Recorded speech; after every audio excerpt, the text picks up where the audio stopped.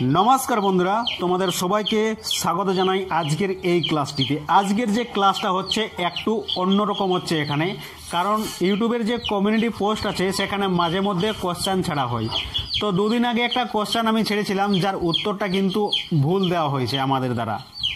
তো সেই জন্য তোমাদের কাছে ক্ষমার প্রার্থী। তোমরা এখানে স্ক্রিনশটে প্রশ্নটা দেখতে পাচ্ছ যে প্রশ্নটা কীরকম করা হয়েছিল এবং অপশানগুলো কে কীরকম উত্তর দিয়েছো তোমরা নিজেরাও এটা দেখতে পাচ্ছ।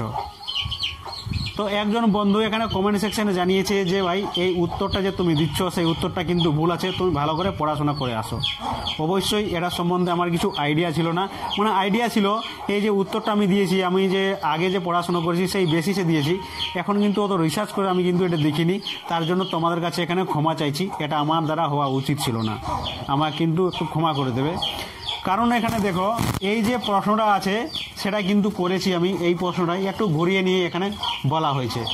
বলছে যে আর্দ্রবায়ু এবং শুষ্ক বায়ুর মধ্যে কোনটি হালকা এবং কোনটি ভারী হয়, সেটা যদি আমি একটু বিশ্লেষণ করে তোমাদের এখানে বলতে চাই, আশা করছি তোমরা এটা একটু দেখবে লাস্ট পর্যন্ত।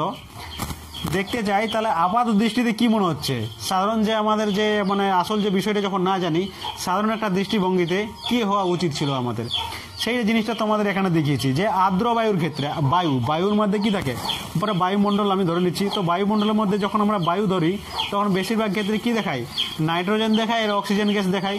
তো এখানে শুষ্ক বায়ুর ক্ষেত্রে শুধুমাত্র আমাদের অক্সিজেন গ্যাস থাকবে, নাইট্রোজেন গ্যাস থাকবে আর অক্সিজেন গ্যাস থাকবে। আর যেটা আমাদের কি আছে, আর্দ্র বায়ু আছে। আর্দ্র বায়ু মানে হচ্ছে ভেজা বায়ু, সিক্ত বায়ু হচ্ছে, তার মধ্যে কি থাকবে, জলের অণু থাকবে আমাদের। এখানে H2O লিখেছি, তার মানে এটা নয় যে এটা হচ্ছে জল, এটা হচ্ছে কিন্তু বাষ্প, এটা হচ্ছে গ্যাস। কি হচ্ছে, গ্যাস হচ্ছে এখানে। তো সেই জিনিসটা তোমাদের এখানে দেখিয়েছি, তাদের আণবিক ভরটা আমি এখানে বার করিয়ে দেখিয়েছি যে কোনটার ক্ষেত্রে কত করে আসছে। তো এখনও আমাদের আপাত দৃষ্টিতে মনে হচ্ছে যে আর্দ্র যে বায়ুটা হচ্ছে সেই বায়ুটা কিন্তু ভারী হচ্ছে, আর যে আমাদের শুষ্ক বায়ু আছে সেই শুষ্ক বায়ু কি হচ্ছে, হালকা হচ্ছে এখানে।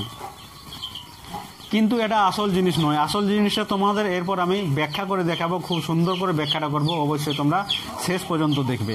তার জন্য দুটো আমি এখানে পাত্র নিচ্ছি, সম আয়তনের পাত্র নিচ্ছি।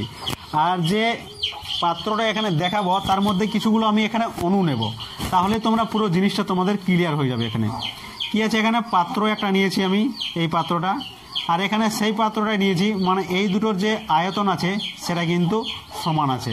সম আয়তনের পাত্র, সম আয়তনের পাত্র, সম আয়তনের পাত্র এখানে নেওয়া হয়েছে। তো এখানে আমি কি নেব, একদিকে আমি শুষ্ক যে বায়ু আছে সেটাকে নেব, আর একদিকে যে আর্দ্র বায়ু আছে সেটাকে আমি নেব। প্রথমে এখানে শুষ্ক বায়ুটা তোমাদের নিয়ে দেখাচ্ছি। শুষ্ক বায়ু, শুষ্ক বায়ু, আর এটা হয়ে গেল আমাদের আর্দ্র বায়ু, মানে হচ্ছে ভেজা বায়ু, তোমরা এখানে বলো এটা কি হচ্ছে, আর্দ্র বায়ু। আর্দ্র বায়ু এখানে আমি অণু নিচ্ছি, মোটামুটি এখানে একটা অণু, দুটো অণু, তিনটে অণু, চারটে অণু নিলাম একই রকমভাবে, কারণ এটা তো পুরো আমাদের শুষ্ক বায়ু। শুষ্ক বায়ুর মধ্যে কি থাকে, অক্সিজেন আর নাইট্রোজেন। তো এটাকে যদি অক্সিজেন ধরি তাহলে এগুলো হচ্ছে কি নাইট্রোজেনের অণু হচ্ছে, এগুলো কিসের অণু, নাইট্রোজেন অণু। তাহলে এদিকে আমি লিখে দিচ্ছি N2, আর এটার জন্য লিখে দিচ্ছি আমি কি O2 লিখে দিচ্ছি। তাহলে তাদের যে আণবিক ভরটা যদি এখানে আমি দেখি, তো এখানে কি আছে আমাদের O2 আছে। O2-র জন্য এখানে কি হবে, 16 দুগুণে 32 হবে। তাহলে এটার জন্য এখানে 32, এইটার জন্য 32, এইটার জন্য 32, এরকম করে চারটার জন্য কিন্তু 32। এইরকম এদিকে হচ্ছে 14 দুগুণে 28, মানে এদিকে হচ্ছে 28, এটার জন্য 28, এটার জন্য 28, এটার জন্য 28। ঠিক আছে। এরপর যখন এখানে আমি কি বায়ু নেব, এখানে আর্দ্র বায়ু নেব, তখন আর্দ্র বায়ুর মধ্যে কি থাকবে, জলীয় বাষ্প থাকবে। জলীয় বাষ্পটা কিন্তু গ্যাস, আবারও বলে দিচ্ছি, এখানে H2O লেখা আছে, তার মানে এটা নয় যে এখানে জল আছে। কি আছে, গ্যাস আছে। স্টিম বলতে পারো তোমরা, তার ভালো একটু বোঝাই তোমাদের। তাহলে এই জিনিসটা আছে। তো আমি প্রথমে এই জিনিসটা এখানে সেম নিয়ে নিচ্ছি, শুধুমাত্র এই জিনিসটাকে এখানে চেঞ্জ করে দেবো আমি। তাহলে এখানে দেখো কি আছে, এখানে এটাকে নিলাম, এইটাকে নিলাম, এইটাকে নিলাম, এটাকে নিলাম, এখানেও এটাকে নিলাম, এটাকে নিলাম, এটাকে নিলাম। এইগুলো কি হচ্ছে, এগুলো একই রকম জিনিস। এখানে কি আছে, N2 আছে, তাহলে এটাকে আমি N2 করে দিলাম। এখানে O2, তাহলে এটাকে আমি O2 করে দিলাম। একই রকমভাবে এখানেও 32, এটার জন্য 32, এটার জন্য 32, এটার জন্য কত, এখানে 28, এটার জন্য কত 28, আর এটার জন্য হয়ে গেল আমাদের 28। ঠিক আছে। এই জিনিসটা আমি নিয়ে নিলাম এখানে। এরপরে এখানে কেসটা যেটা ঘটছে সেটা হচ্ছে আসল কেস, যে ভাই এখানে আয়তনটা কি বললাম, যে সমান বললাম। তো সমান হওয়ার জন্য গ্যাসও আমাদের সমান থাকবে। যদি এখানে শুষ্ক বায়ু হয়, এখানে আর্দ্র বায়ু আছে, তাহলে আর্দ্র বায়ু তো বলছে যে সেখানে ভেজানো আছে। ভেজান মানে কি, সেখানে স্টিম থাকবে, সেখানে বাষ্প থাকবে।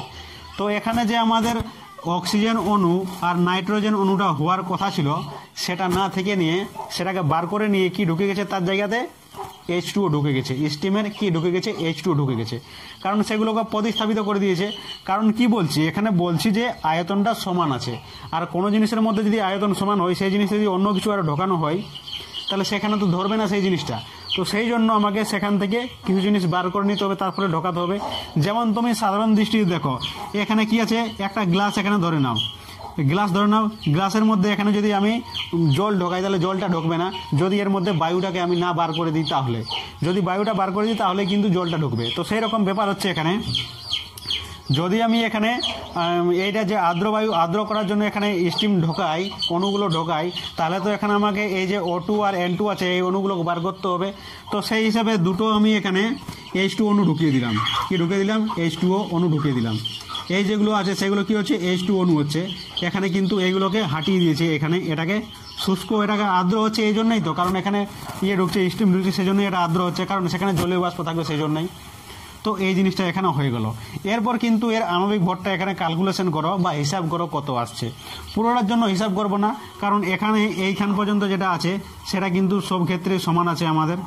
এখান পর্যন্ত যেটা আছে সব ক্ষেত্রে আমাদের কি আছে, সমান আছে।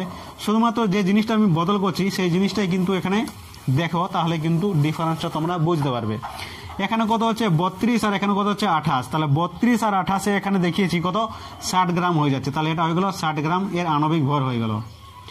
এখানে যদি দেখি জলের জন্য, তাহলে জলের জন্য এখানে কত হচ্ছে, এখানে 16 আর 2 18 হয়ে যাচ্ছে, তাহলে এখানে কত হয়ে গেল 18 প্লাস এখানে 18 হয়ে গেল, তাহলে এখানে কত হলো 18 দুগুণে 36 চলে এলো 36 গ্রাম। ঠিক আছে। এরপরে তুমি এখানে যে আমরা ভৌতবিজ্ঞানে পড়েছিলাম অ্যাভোগাড্রো সূত্র, সেটা কি বলছে, যে সম-আয়তন সকল গ্যাসের সমান সংখ্যক অণু বর্তমান থাকে। সম-আয়তন সকল গ্যাসের ক্ষেত্রে যদি আয়তনটা আমি সমান হয়, আগেই বলে দিলাম যে আয়তনটা সমান আছে, সমান পাত্র আছে সকল গ্যাসে। এখানে গ্যাসটা আছে আমাদের, তো গ্যাসটার মধ্যে কি বলছে, সমান সংখ্যক অণু বর্তমান থাকবে। তাহলে অণুটা যখন বর্তমান থাকবে, তার মানে তো এটাই হয়ে গেল যে এখানে যে নাইট্রোজেন অণু আর অক্সিজেন অণুটা আছে, দুটোকে বার করে নিয়ে দুটো আমাদের জলের অণু ঢুকেছে, স্টিমের অণু, বাষ্পর অণু ঢুকেছে, গ্যাসের অণু ঢুকেছে, জলের যে গ্যাস আছে বাষ্প সেটার অণুগুলো ঢুকেছে। তো সেই জন্য এখানে এটার যে আণবিক ভর সেইটা আমাদের এইটা হয়ে গেল। তার ক্ষেত্রে অ্যাভোগাড্রো সূত্রের ক্ষেত্রে আমরা স্পষ্ট সেই জিনিসটা আরো ভালো করে বুঝতে পারছি। তাহলে এখান থেকে স্পষ্ট আমরা এখন দেখতে পাচ্ছি যে কোনটা আমাদের একই পরিমাণের ক্ষেত্রে যদি আমরা নিই, তাহলে কোনটা হালকা, কোনটা ভারী, কোনটা কি জিনিস আমরা স্পষ্ট এখানে বুঝতে পারলাম। তো এখানে কি হলো, শুষ্ক বায়ুটা আমাদের ভারী বেরিয়ে গেল, এটা কি হয়ে গেল, আমাদের ভারী হয়ে গেল।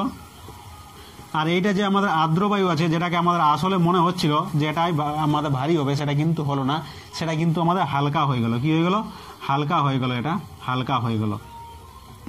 আর আশা করছি তোমরা এই জিনিসটা কিন্তু খুব ভালো করে বুঝতে পারলে।